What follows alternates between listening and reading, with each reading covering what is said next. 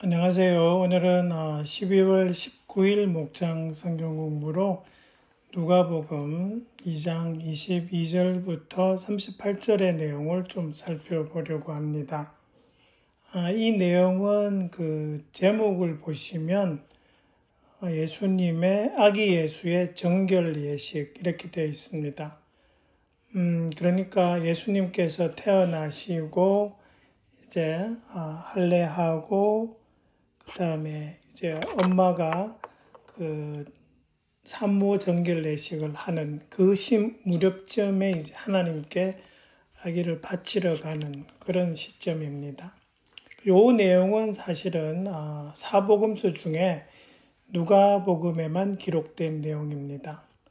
근데 여러분들이 그 누가복음 1장을 살펴보시면 1장 3절에 누가가 뭐라고 하냐면 이 누가복음이 그 데오빌로라는 사람한테 주는 그런 그 책이거든요. 그러면서 이렇게 이야기합니다. 그런데 존귀하신 데오빌로님, 나도 모든 것을 시초부터 정확하게 조사하여 보았으므로 각하께 그것을 순서대로 써드리는 것이 좋겠다고 생각하였습니다. 이렇게 돼요. 다시 말해서 누가복음에 있는 모든 내용은 누가가 자기가 이렇게 내용들을 조사해서 정확하다고 판단해서 적은 것이다. 이렇게 돼 있거든요. 그래서 이 아기 예수에 관한 내용은 아마도 마리아에게서 들은 내용을 바탕으로 자기가 조사를 해보고 그렇게 적었을 것으로 그렇게 생각하는 그런 내용입니다. 이 22절부터 24절의 내용은 이렇게 됩니다. 그러니까 모세의 법대로 그들이 정결하게 되는 날이 차서 이렇게 되거든요. 레위기 12장 3절 4절에 보면은 그 산모가 애를 낳은 다음에 여덟에 애를 낳으면 아들이면 여덟째 다른 날에 할례를 행하고요. 그때로부터 33일을 지나면 산모는 불결하게 되는 기간이 지납니다. 그래서 8 플러스 33일 그러면 41일이 되지만 실제로는 그 8 그리고 그날도 쳐서 33일이기 때문에 토탈 날짜는 40일입니다. 그래서 아들을 낳은 산모는 40일이 지나면 성전에 들어와서 정결 내식을 할 수 있습니다. 그때가 이제 이 정결하게 되는 날, 요 뜻이고요. 그리고 이제 그 출애굽기를 보시면 출애굽기 13장 2절에 하나님께서 뭐라 그러시냐면 이스라엘 자손의 맏배는 하나님께 거룩하게 구별하여 바쳐라 이렇게 됩니다. 그래서 예수님도 첫 아들이기 때문에 하나님께 바치는 그런 예식이 있는 거죠. 그렇게 해서 이제 이 요셉과 마리아가 예루살렘 성전에 오게 됩니다. 그런데 원래 만약에 그 나사렛 마을에 살았다면 너무 멀죠. 올 수가 없는데 예수님께서 태어나신 곳이 베들레헴이란 말입니다. 베들레헴은 예루살렘에서 약 6마일 떨어져 있습니다. 그래서 충분히 걸어서 올 수 있는 거리입니다. 근데 레위기 6장 12장 6절하고 8절에 뭐가 되어 있냐 하면은 무슨 말이냐 하면은 산모의 정결 의식을 행할 때 이 정해진 것은 어린 양 한 마리 번제로 바치고 그 다음에 비둘기를 속죄제로 바칠 수 있게 됩니다. 근데 경제적 형편이 안 좋으면은 양 대신 비둘기 2마리를 바쳐도 되는데요. 요셉과 마리아는 비둘기 2마리를 바칩니다. 그래서 그 당시에 요셉과 마리아의 그 경제적 형편이 그렇게 좋지 않았다라는 것을 우리가 알 수 있는 그런 대목입니다. 예수님께서 그렇게 경제적으로 풍족하지 않은 집에 태어나신 거죠. 그러면서 이제 2장 25절부터 시므온이라는 사람이 나옵니다. 그러니까 이 사람이 예루살렘에 사는 사람인데 의롭고 경건한 사람이라고 그렇게 적혀 있습니다. 여기서 의롭다라는 말은 하나님의 계명을 온전히 지키면서 살았다라는 그런 것을 나타내고요. 경건하다라는 것은 예배와 기도 생활에 충실했다라는 거죠. 그래서 이 시므온이라는 사람은 그렇게 의롭고 경건한 사람인데 이 사람이 기다린 게 뭐냐 하면 이스라엘이 받을 위로를 기다리고 있었다. 그렇게 돼 있어요. 이 이스라엘이 받을 위로는 이 당시에 이제 이스라엘 백성들이 로마의 압제 밑에 있었기 때문에 힘들었죠. 그래서 이스라엘 백성들을 구해주고 위로해줄 사람, 메시아를 기다리고 있었죠. 그래서 이 이스라엘이 받을 위로는 메시아를 나타내는 거죠. 그래서 메시아가 오시기를 이 시몬이 기다리고 있었어요. 근데 성령이 그에게 임하여 계셨다라고 그렇게 말씀합니다.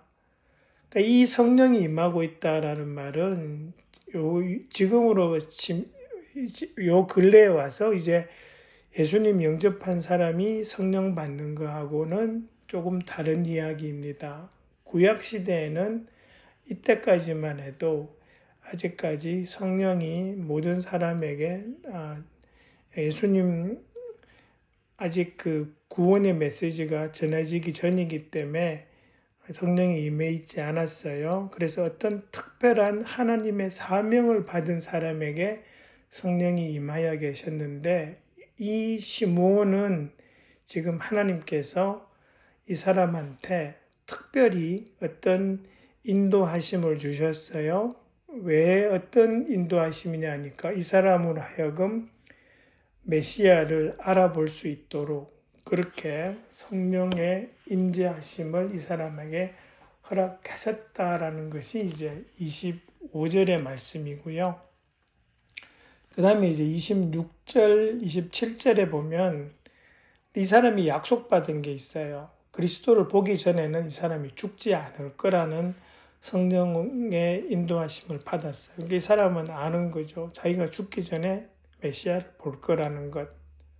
근데 이 사람이 또 성령의 인도하심을 받아서 27절에 보면 성전에 들어와요. 이때가 언제냐 하니까 요셉과 마리아가 아기 예수를 데리고 성전에 올 때란 말이죠. 그러니까 성령께서 이 시므온으로 하여금 그 시간에 바로 그 순간에 와서 아기 예수를 만나도록 특별히 인도하셨다라는 것을 우리가 알 수 있는 대목입니다.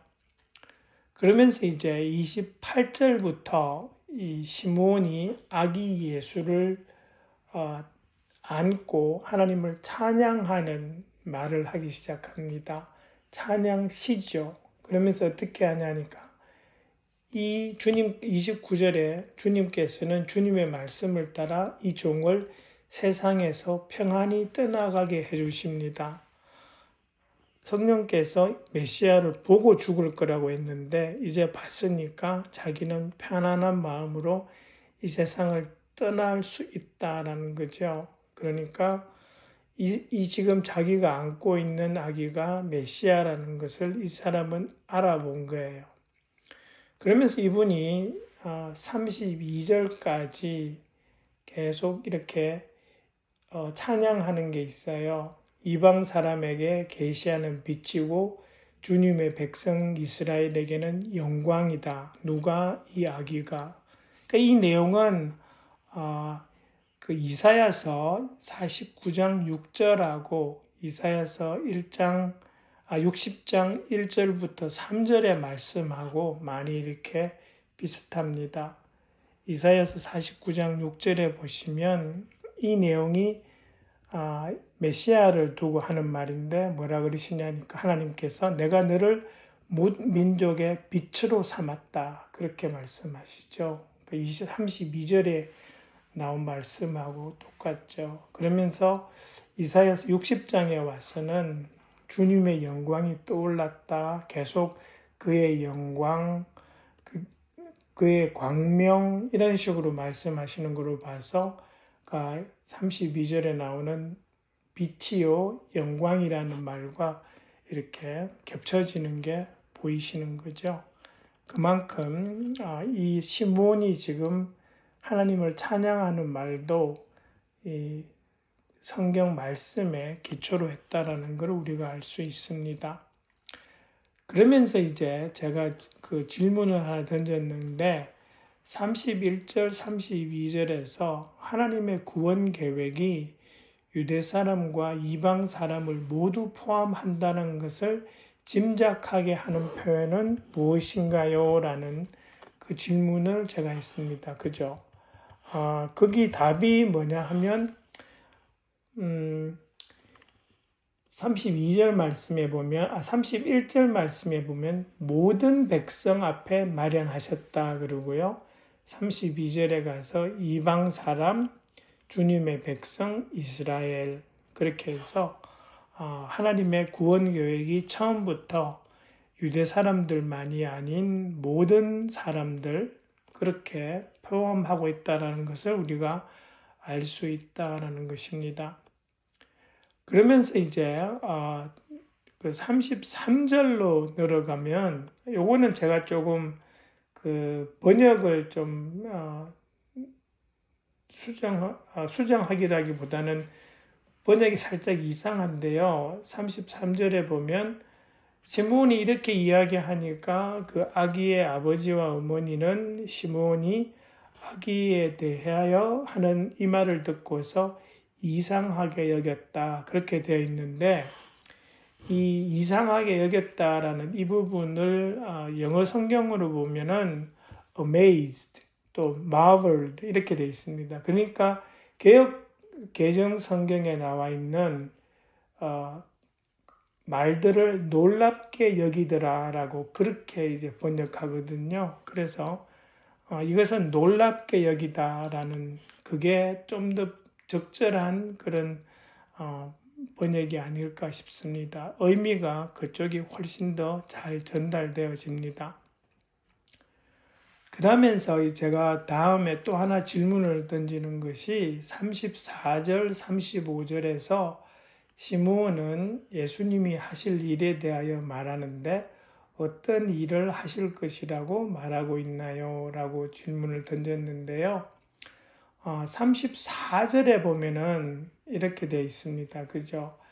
이 아기는 이스라엘 가운데 많은 사람을 넘어지게도 하고 또 일어나게도 하려고 세우심 받았다 돼서 많은 사람을 넘어지게도 하고 일어나게도 한다. 근데 넘어지게 한다라는 것은 일종의 교만한 사람들에 대한 심판이라고 볼 수 있습니다. 그러니까 이 내용들이 나오는 부분이 어디냐 하면은 누가복음 6장에 가시면은 누가복음 6장 20절부터 이제 예수님이 산상수훈 비슷한 그 말씀을 하시는 대목인데요. 그게 보면 이렇게 되어 있습니다. 24절부터는 계속 화가 있다 이렇게 말씀하시는 대목이 있죠. 부유한 사람들은 화가 있다. 배부른 사람들은 화가 있다. 그렇게 되면서 이때의 사람들의 그거는 어떤 교만한 사람들, 마음이 교만한 사람들, 그죠? 내가 부유하고 내가 배부르니까 하나님을 모른 채 하는 그런 사람들에 대한 심판을 이야기하면서 넘어지게도 하고 그렇게 말씀하시는 거고 일어나게도 하고 라는 부분은 그 20절부터 나오는 대목이죠. 가난한 사람은 복이 있다. 하나님 나라가 너의 것이다 라고 하시고 또 굶주리는 사람은 복이 있다. 또 누가 너희를 박해 배척하고 욕하고 또 이름을 악하다고 내릴 때 너희는 복이 있다 그러시면서 기뻐하고 뛰놀아라 그렇게 말씀하시는데, 이것은 하나님으로 인해서 겸손해지고 온유해지는 사람들을 하나님께서 구원하시는, 이렇게 세우시는 걸 이야기하시고요. 그 다음에 이제 또 가시면은 뒤에 비방 받게 한다라는 그런 말이 나오죠. 비방받는 표징이 되게 한다라는 것. 그러니까 비방받는 표징, 하나님을 믿지 않고 하나님을 따르지 않는 사람들이 예수님을 같이 비방하고 하면서 따르지 않았죠.